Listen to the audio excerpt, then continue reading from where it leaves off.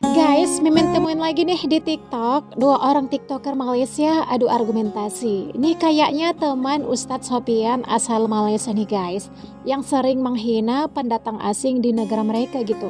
Bener nggak? Lepas tu kahwin bawa balik dekat Indonesia sana. Indonesia kan suka warga-warga asing. Padahal sama aja ya guys, orang Indonesia beberapa orang suka warga asing. Kalau Malaysia suka warga asing, khususnya Bangladesh. Betul. Menggunakan nama rakyat tempatan yang berkahwin dengan warga Bangladesh ini dan mereka mengeluarkan PLKS ataupun Pas Lautan Kerja Sementara.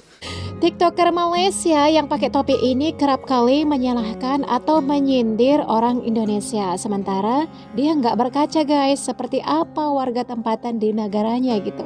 Sungguh indah bunga di taman, begitu lebat bunga dan daun. Kukira baik, rupanya preman, sudah menghina, mengaku serumpun. Mungkin begitulah sebagian orang sana ya guys, tapi nggak semua loh. Abang atau kakak ini masih netral pemikirannya. Nih orangnya guys, TikToker sesama Malaysia kena tampol kesekian kalinya. Nih kita lihat videonya. Lepas tu kahwin bawa balik dekat Indonesia sana. Indonesia kan suka warga-warga asing. Assalamualaikum. Apa nak jadi ni? Apa masalah you dengan orang-orang Indonesia? Orang-orang negara serumpun dengan kita ya.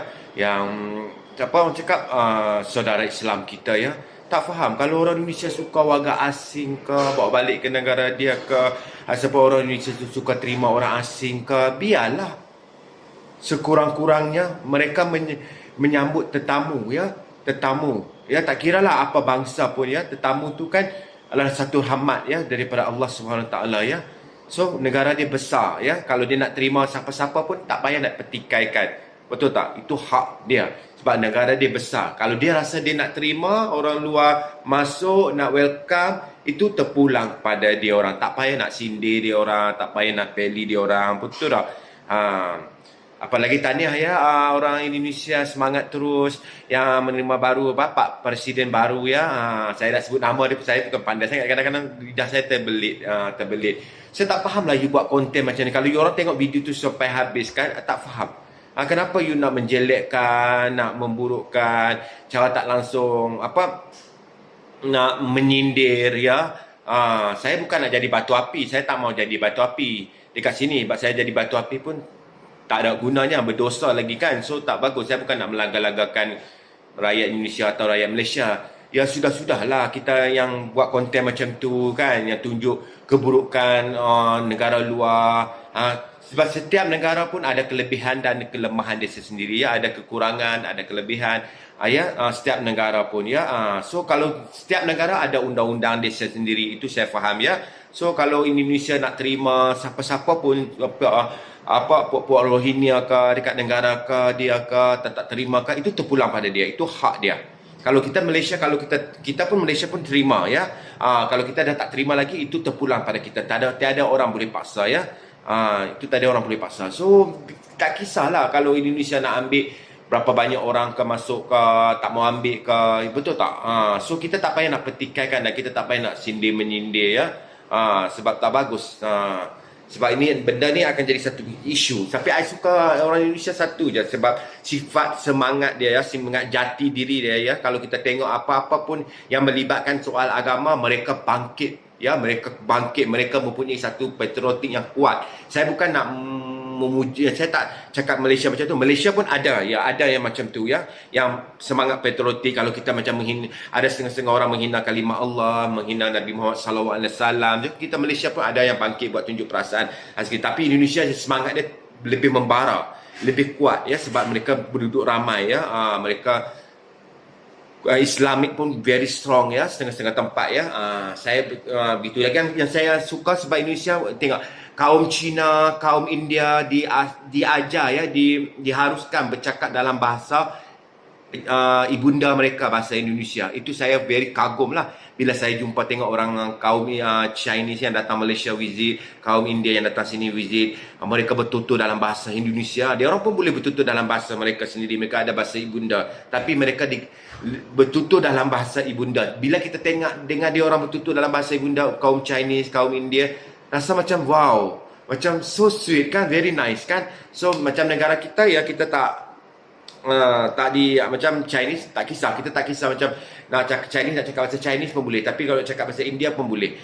Tapi macam saya cakap, setiap negara dia ada sendiri punya peraturan, sendiri punya law. So I tak mempertikaikan itu semua kan, cuma I kagum lah dengan cara mereka kan, semangat patriotik mereka itu.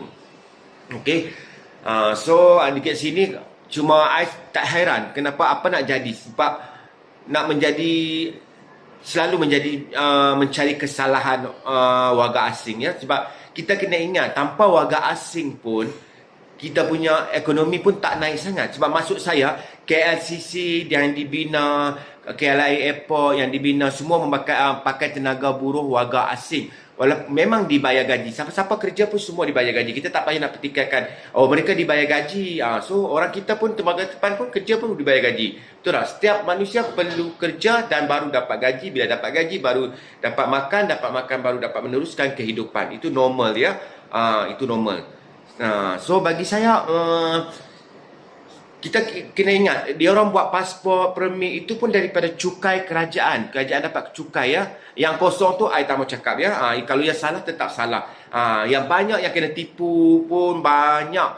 Itu masalah mereka ya. Semua orang cakap itu masalah mereka. Tapi kadang-kadang kita fahamlah sikit kan, kenapa mereka jadi macam tu. Tak ada orang yang duduk kat Malaysia ni nak jadi kosong, nak hidup dalam ketakutan bila ada operasi immigration. Betul tak? Tak ada orang mau macam tu. Kalau boleh orang semua nak buat permit. Tapi disebabkan faktor satu ekonomi mahal, satu kena tipu dengan ejen, so macam-macam yang kita tak faham masalah dia orang, dan kita pun tak nak faham sebetulnya kan. Tapi kadang-kadang kita mengertilah sikit, kadang tolak ansur lah sikit ya. So bukan I nak membela mereka ya, yang salah tetap salah, yang betul tetap betul. Kalau yang meniaga tepi-tepi jalan ya apa, kalau rasa itu memang salah kan, sebab tak ada lesen ke apa, ya tak apa. Tapi kita boleh cakap cara baik, boleh tegur cara baik, boleh halau cara baik ya. Tak perlu kita nak pergi record viral, nak tunjukkan tak payah. Kita boleh terus pergi ke pejabat dia buat aduan terus. Sebab benda ni kadang-kadang kesian sebab mengaibkan mereka. Itu sajalah. So saya nak harap anda tengok video ni sampai habis ya. Bukan kita nak melaga-lagakan dua-dua negara, tak ada. Indonesia kah, Malaysia, kita dah lama berkawan ya, serumpun ya. Kita dah pernah banyak berusaha sama ya. Usaha sama ya. So tak ada masalah, sebab makanan kita pun, makanan dia orang pun memang lebih, kita makan nasi, sama-sama makan nasi. Betul tak? Dekat Malaysia ni dah banyak keturunan-keturunan daripada Indonesia ya. Orang Indonesia yang buat Malaysia makin banyak lagi penduduk. Alhamdulillah, kita tak nak putuskan silaturahim yang dah sekian lamanya daripada nenek moyang kita lagi ya. Kita serumpun ya. So apapun, saya minta maaf kalau saya salah cakap. Anyway, Assalamualaikum.